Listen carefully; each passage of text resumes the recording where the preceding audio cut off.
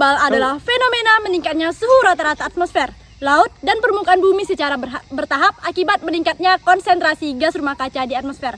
Gas-gas ini seperti karbon dioksida, metana, dan sulfur dioksida berasal dari berbagai aktivitas manusia, terutama pembakaran bahan bakar fosil seperti batu bara, minyak bumi, dan gas alam.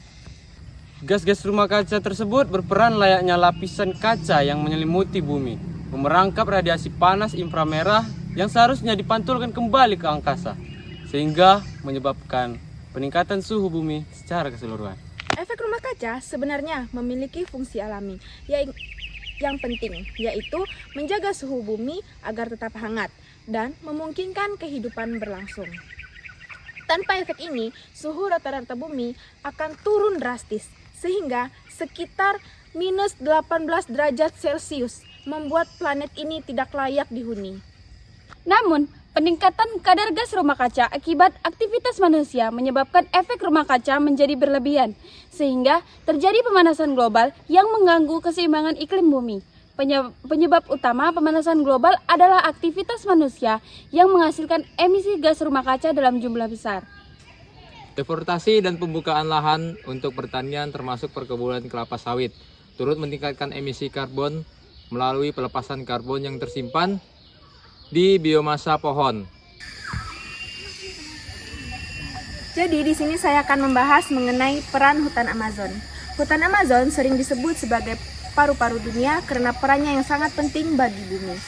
Hutan Amazon terdapat di Amerika Selatan yang terdapat dalam beberapa negara, yaitu Brazil, Peru, dan Kolombia. Hutan Amazon memiliki luas sekitar 5,5 juta kilometer dan sering disebut sebagai hutan hujan tropis.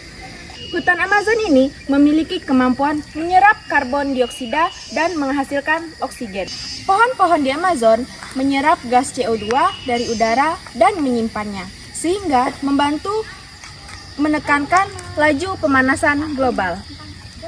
Adapun 3 peran utama hutan Amazon.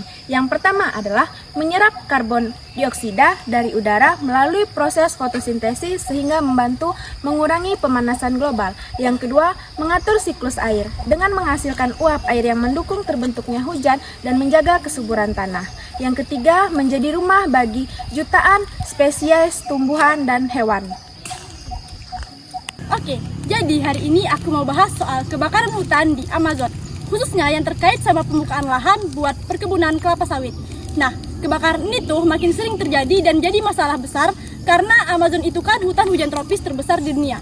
Salah satu penyebab utamanya adalah cara buka lahannya yang masih pakai metode bakar, atau istilahnya adalah slash and burn. Nah, emang sih cara ini paling murah dan cepat, tapi sayangnya sering nggak terkendali karena api bisa menyebar ke hutan-hutan yang masih utuh dan akhirnya bikin kebakaran besar-besaran. Ditambah lagi, cuaca kan makin panas, jadi kebakaran makin gampang terjadi. Dari data satelit dan lembaga lingkungan, tiap musim kemarau puluhan ribu hektar hutan kebakar. Ini bukan cuma ngilangin pohon-pohon, tapi juga merusak habitat hewan dan tumbuhan. Bahkan, ngeluarin banyak karbon ke udara yang bikin pemanasan global makin parah. Masalah lain dari kebun sawit ini adalah bikin hutan jadi rusak dan nggak seimbang lagi. Yang tadinya hutan lebat dan penuh kehidupan, jadi cuma lahan sawit yang monoton. Satwa liar kehilangan tempat tinggal dan fungsi hutan sebagai penyebar karbon juga jadi berkurang. Nah, intinya kebakaran hutan ini nunjukin gimana aktivitas manusia yang gak ramah lingkungan bikin kerusakan besar. Kita butuh cara buat kelola lahan yang lebih bertanggung jawab, hukum yang tegas buat cegah pembakaran liar, dan kerjasama dari semua pihak, baik pemerintah, masyarakat, sampai komunitas internasional. Biar hutan Amazon tetap terjaga dan bumi kita nggak makin rusak. Kian. Ketika hutan terbakar, ada 2 hal utama yang terjadi. Yang pertama, yaitu kerusakan pada pohon dan ekosistemnya. Yang kedua, ini nih yang paling berbahaya, yaitu pelepasan karbon dioksida dengan jumlah yang besar ke atmosfer. Hutan Amazon sebenarnya menyerap karbon dioksida atau CO2 dari udara yang artinya membantu menurunkan suhu ke bumi.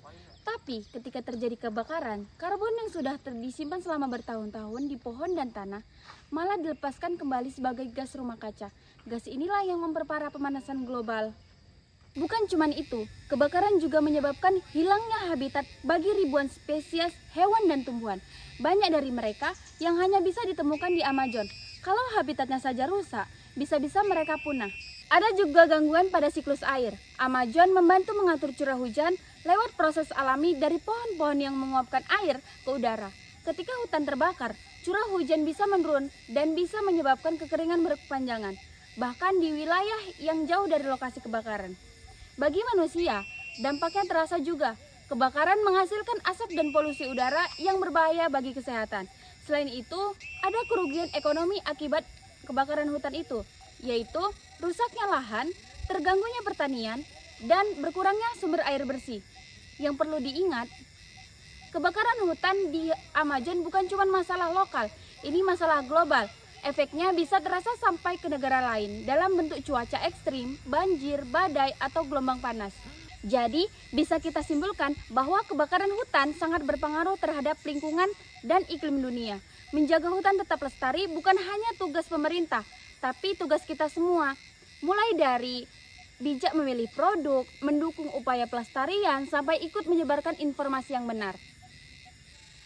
Ayo kita lebih peduli kepada lingkungan kita. Bye-bye. Mitigasi pemanasan global dan kebakaran hutan di kawasan Amazon merupakan strategi penting untuk menekan laju emisi gas rumah kaca dan menjaga keberlangsungan ekosistem hutan. Salah satu langkah utama yang dilakukan adalah mengurangi deforestasi dan degradasi hutan. Ini dilakukan melalui penegakan hukum yang ketat terhadap praktik pembukaan lahan ilegal dan pembakaran hutan.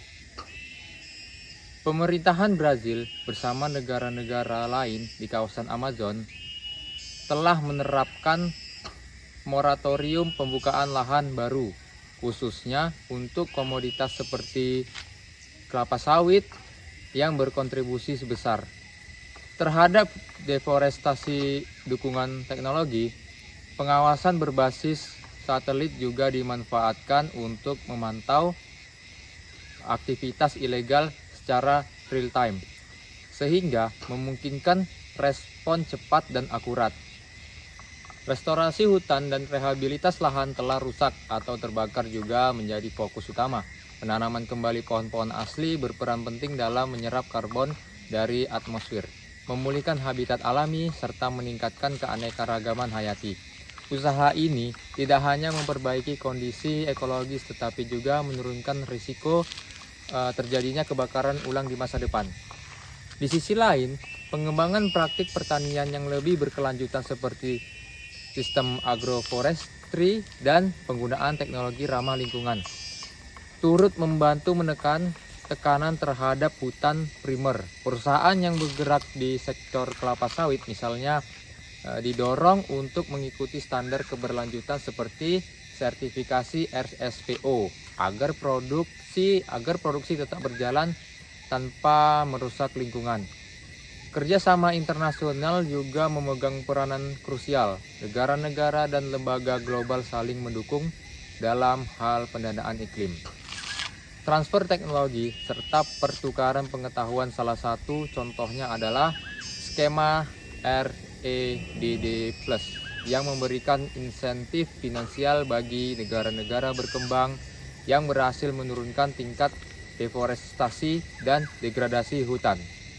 Pada akhirnya, upaya mitigasi ini perlu dijalankan seiring dengan strategi adaptasi keduanya yang saling melengkapi dalam menghadapi tantangan pemanasan global. Masyarakat lokal tetap sejahtera dan kontribusi terhadap perubahan iklim global dengan ditekankan secara signifikan.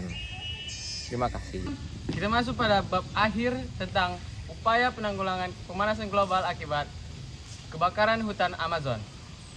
Sebenarnya penting nggak sih kita melakukan penanggulangan ini? Sebagai makhluk sosial, itu penting. Kenapa? Sebagai makhluk sosial, yang mengakibatkan kita menjadi makhluk yang sosial adalah karena emosional yang tinggi. Seseorang, jika hanya dengan menggunakan logikanya, dia tidak akan dapat menjadi makhluk yang sempurna. Teman-teman tahu nggak sih, kenapa kita perlu menjadi makhluk yang sempurna? Meskipun kita adalah makhluk yang individual, kita tetap harus memperdulikan orang lain di sekitar kita. Dengan cara apa? Dengan melindungi hutan, seperti pepohonan, dan ekosistem di dalamnya, termasuk sungai. Dengan begitu, kita dapat berguna bagi orang lain. Selain itu, kita akan menutup kemungkinan bahwa terbukanya lapangan kerja baru seperti jual beli oksigen. Baik, kita masuk pada pembahasan, yaitu upaya penanggulangan pemanasan global, yaitu dengan cara yang pertama, reforestasi hutan. Bagaimana cara melakukannya? Yaitu dengan melakukan penanaman kembali pada area hutan yang rusak. Yang kedua, kita dapat melakukan moratorium pembukaan lahan, yaitu mengurangi pembukaan lahan yang dapat ujung-ujungnya mengakibatkan kerusakan hutan. Yang ketiga, yang terakhir, kita dapat melakukan